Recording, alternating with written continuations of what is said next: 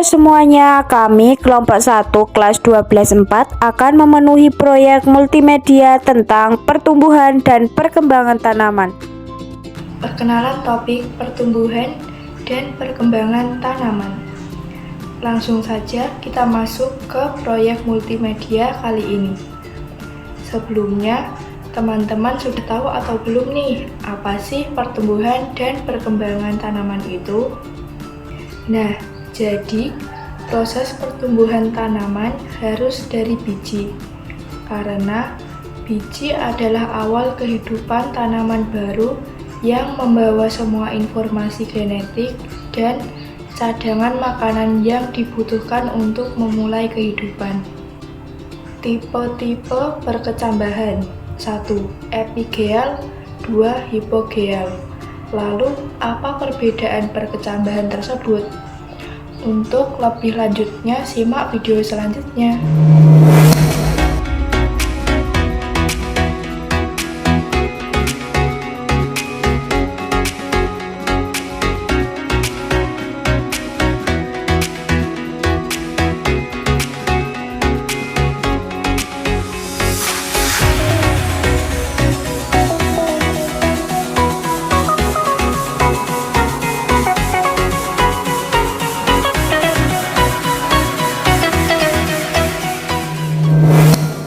Yang pertama ada pertumbuhan tanaman. Pertumbuhan tanaman adalah proses penambahan ukuran, volume, dan massa pada tanaman yang bersifat kuantitatif dan dapat diukur, seperti bertambahnya tinggi batang atau jumlah daun. Sedangkan perkembangan tanaman adalah proses perubahan menuju kematangan dan diferensiasi sel, seperti pembentukan bunga, buah, dan biji. Biji sendiri dibagi menjadi dua, yaitu dikotil dan monokotil. Dikotil yaitu tumbuh yang memiliki biji berkeping dua dengan biji memiliki dua daun lembaga atau kotiledon. Sedangkan monokotil adalah tumbuhan yang berbiji dengan satu kotiledon. Ketika benih berkecambah, embrio mempunyai satu daun biji. Di sini saya akan membacakan tentang struktur dikotil dan monokotil. Struktur biji dikotil dan monokotil terdiri atas kulit biji melindungi bagian dalam biji dari kerusakan fisik. Endosperma menyimpan cadangan makanan. Kotiledon menyerap makanan dari endosperma dan menyalurkan ke embrio. Plumula bagian embrio yang akan tumbuh menjadi tunas. Epikotil batang embrio di atas kotiledon. Hipokotil batang embrio di bawah kotiledon yang menghubungkan dengan radikula. Radikula bagian embrio yang akan tumbuh menjadi akar pertama. 2. Menjelaskan tujuan proyek multimedia. Sebenarnya apa tujuan proyek multimedia ini? Tujuannya adalah untuk membantu siswa memahami proses pertumbuhan dan perkembangan tanaman melalui media visual, teks, gambar, video, atau animasi agar pembelajaran lebih menarik dan mudah dipahami. Baik, yang ketiga, menjelaskan pengertian contoh dan sifat faktorial internal dan eksternal. Pengertian faktor internal adalah faktor berasal dari tanaman dan mempengaruhi pertumbuhan serta perkembangannya. Faktor eksternal adalah faktor yang berasal dari lingkungan luar yang mempengaruhi pertumbuhan dan perkembangan tanaman. Contoh faktor internal: 1. Genetik, 2. Hormon. Faktor eksternal: 1. Cahaya, 2. Air, 3. Nutrisi, 4. Suhu, 5. Udara.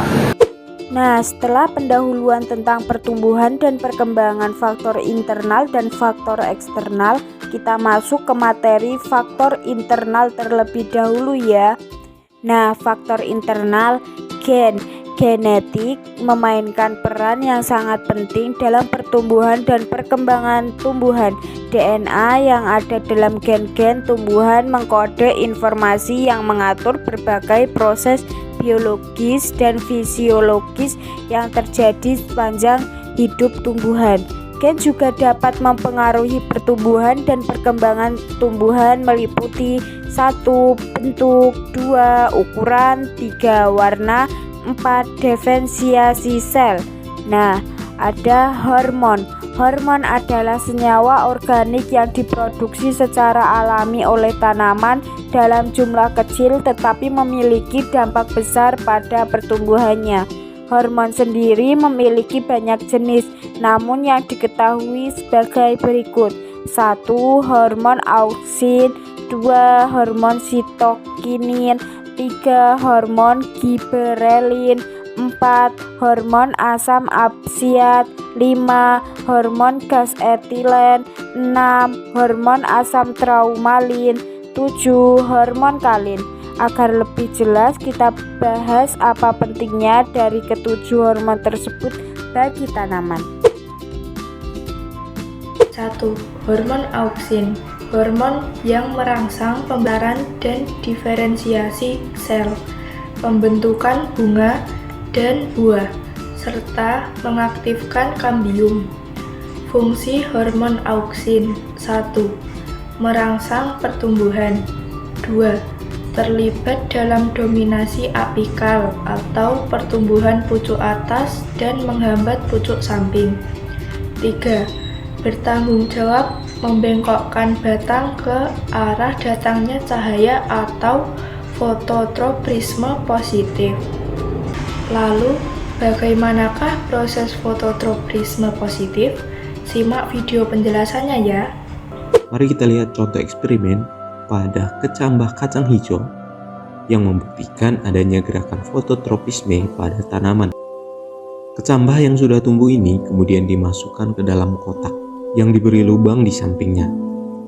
Lubang ini agar rangsangan cahaya diberikan hanya melalui satu sisinya. Setelah diamati, ternyata tanaman kacang hijau ini bergerak ke arah datangnya cahaya. Selanjutnya ada hormon sitokinin, hormon yang memicu pembelahan sel, mempercepat pembentukan akar dan tunas, serta mengatur pembentukan bunga dan buah. Fungsi dari hormon sitokinin yaitu 1. Berperan merangsang pertumbuhan, mendorong pembelahan sel. Yang kedua ada berperan sebagai dominasi literal atau mendorong pembentukan pucuk samping. Yang ketiga ada menunda penuaan organ tumbuhan atau dengan memfokuskan nutrisi ke organ tersebut. Hormon giberelin, hormon yang merangsang pembelahan dan pembesaran sel serta perkembangan biji. Fungsi: 1. Pertumbuhan dan perkembangan atau pemanjangan dan pembelahan sel. 2. Mengakhiri masa dominasi pada biji untuk merangsang kecambah. 4. Hormon asam absisat. Hormon asam absisat yakni berperan dalam respon terhadap stres seperti kekeringan dan salinitas tinggi dengan cara menutup stomata atau pori-pori pada daun untuk mengurangi kehilangan air. Fungsi: 1. Menghambat pertumbuhan saat kondisi ekstrim untuk melindungi tumbuhan dari kekurangan nutrisi. 2. Saat tumbuhan kurang air, asam absisat akan merangsang absisi atau pengguguran daun dan menutup stomata sehingga transpirasi menjadi turun. 3. Memicu dormarisi. 5. Hormon gas etilen, hormon yang menghambat perpanjangan batang, mempercepat penuaan buah dan menyebabkan penuaan daun. Fungsi: 1. Berfungsi dalam pematangan buah dengan cara meningkatkan produksi enzim hidrolik sehingga buah akan menjadi lebih lunak dan manis. 2. Dalam kondisi stres akan mempercepat penuaan dan kerontokan organ. 6. Hormon asam traumalin adalah hormon yang berperan dalam perbaiki luka pada tumbuhan. Hormon ini juga disebut sebagai hormon luka. Fungsinya 1. Memperbaiki jaringan yang terluka pada tumbuhan. 2. Membantu sel, jaringan maupun organ yang mengalami kerusakan untuk pulih kembali. 7. Hormon kalin. Hormon kalin adalah hormon yang dihasilkan oleh tumbuhan untuk memacu pertumbuhan organ-organnya. Hormon ini diproduksi pada jaringan meristem. Fungsi hormon kalin: 1. Memfasilitasi pembentukan organ baru. 2. Mempengaruhi respon terhadap lingkungan. Hormon kalin terdapat 4 jenis, yaitu 1. Rizokalin sebagai pembentukan akar. 2. Kaukalin sebagai pembentukan batang. 3. Filokalin sebagai pembentukan daun. 4. Antokalin sebagai pembentukan bunga.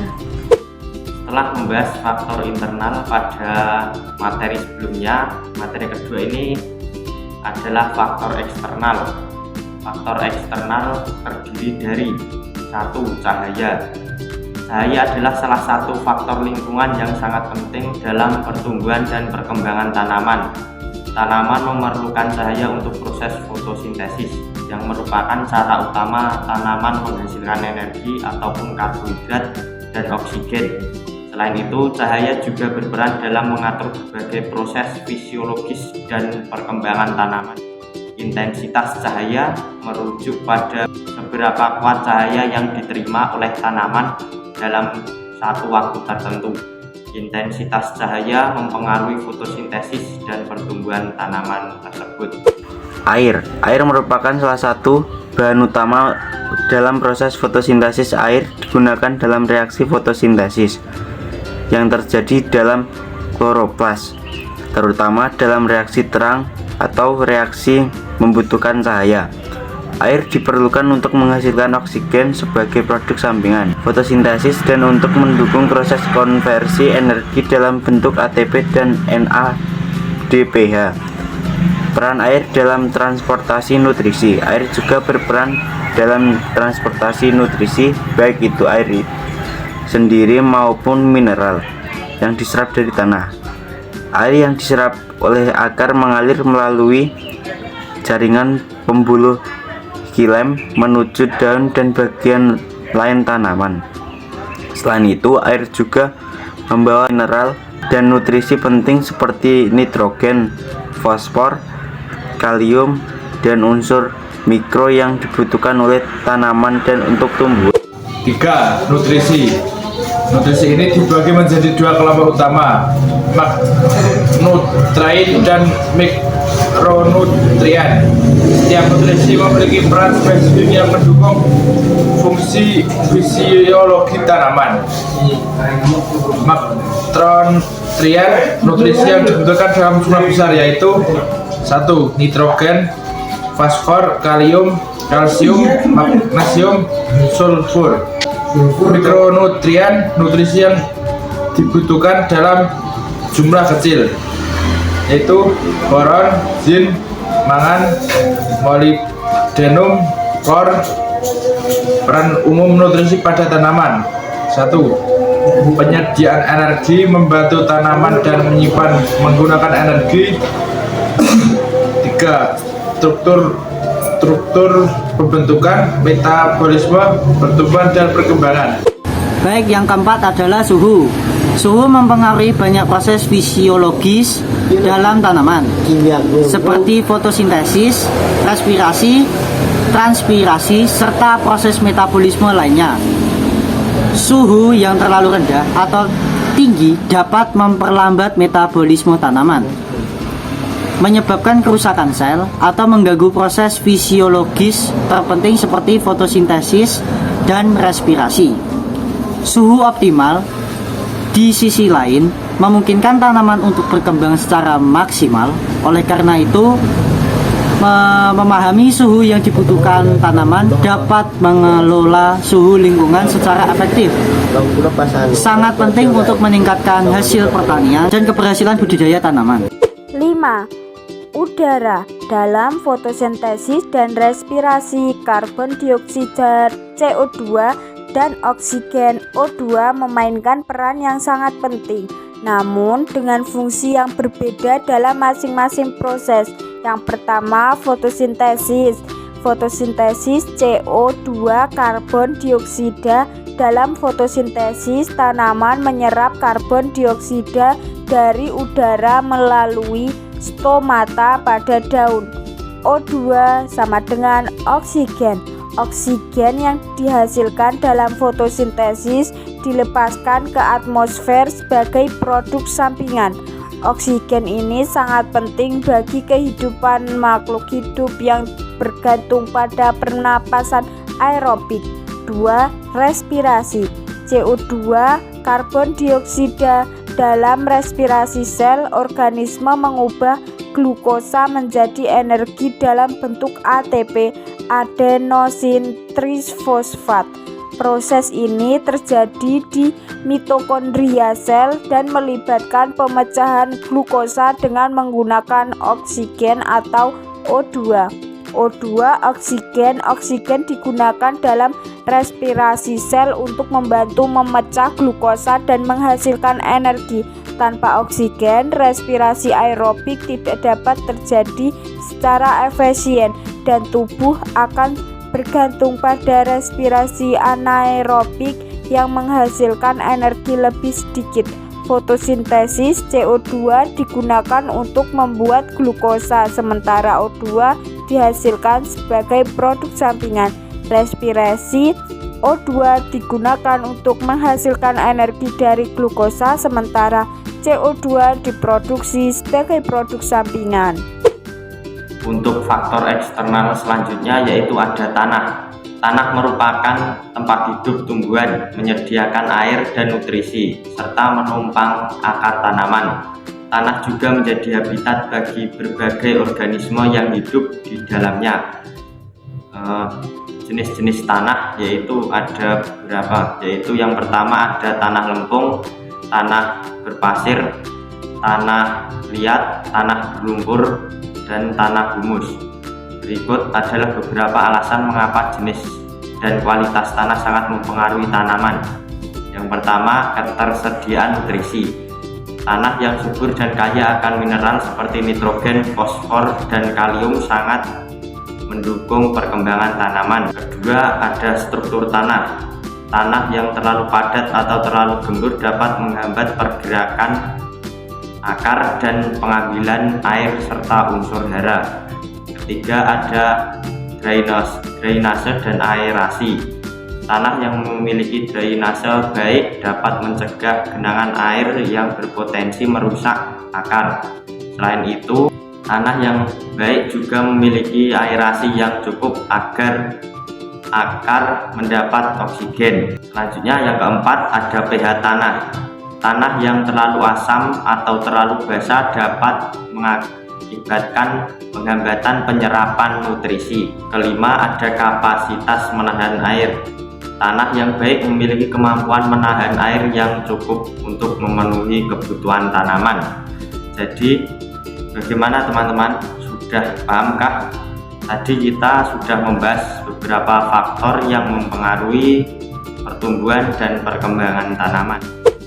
Sekarang kita masuk ke studi kasus. Studi kasus yaitu metode penelitian yang dilakukan secara mendalam terhadap suatu peristiwa, program, atau aktivitas. Seperti yang akan dibahas kelompok saya kali ini. Namun, di kelompok kami akan melakukan studi kasus pada salah satu jenis anggur muscat, yakni anggur Shine Muscat. Teman-teman sudah tahu atau belum nih anggur muscat itu seperti apa? Daripada penasaran, kita lihat video ini. Sering nggak sih lihat influencer-influencer review anggur ini? Anggur Shin Muscat ini berasal dari Jepang dan dibudidayakan pertama kali pada tahun 1988. Anggur ini merupakan hasil persilangan anggur Akitsu 21 dan Hakunan. Hasil persilangan ini menghasilkan anggur dengan tekstur seperti jelly, rasa yang sangat manis, dan tingkat kepadatan tinggi. Anggur Sultan ini dibanderol dengan harga 1-3 juta per kilonya. Tapi hati-hati ya, anggur ini juga ada tiruannya loh di pasaran.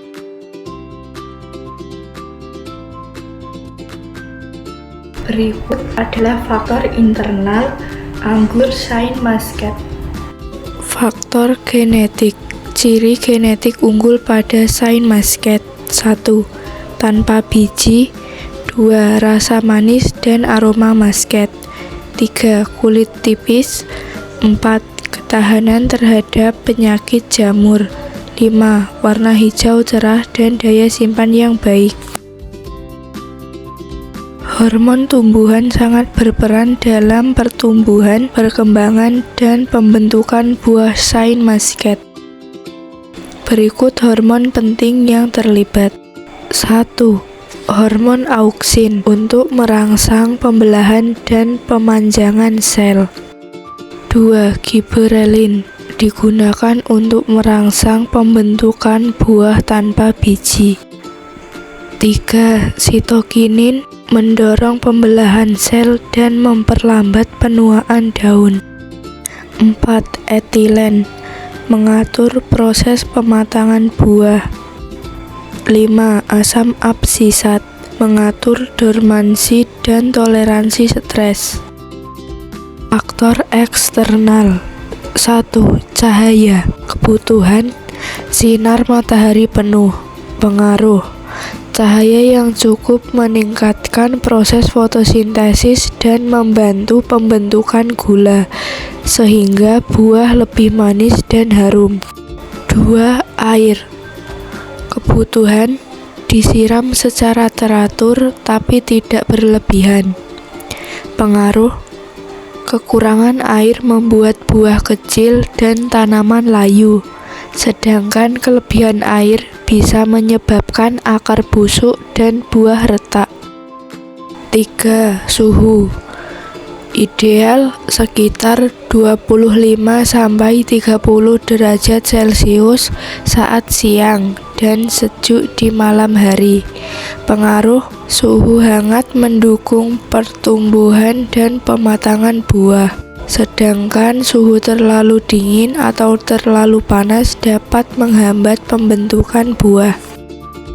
4. Nutrisi. Diperlukan nitrogen, fosfor, kalium, magnesium, dan mikronutrien lain.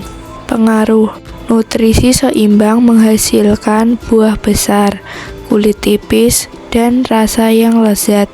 Kekurangan nutrisi bisa membuat buah asam atau tidak berkembang sempurna. 5. Tanah.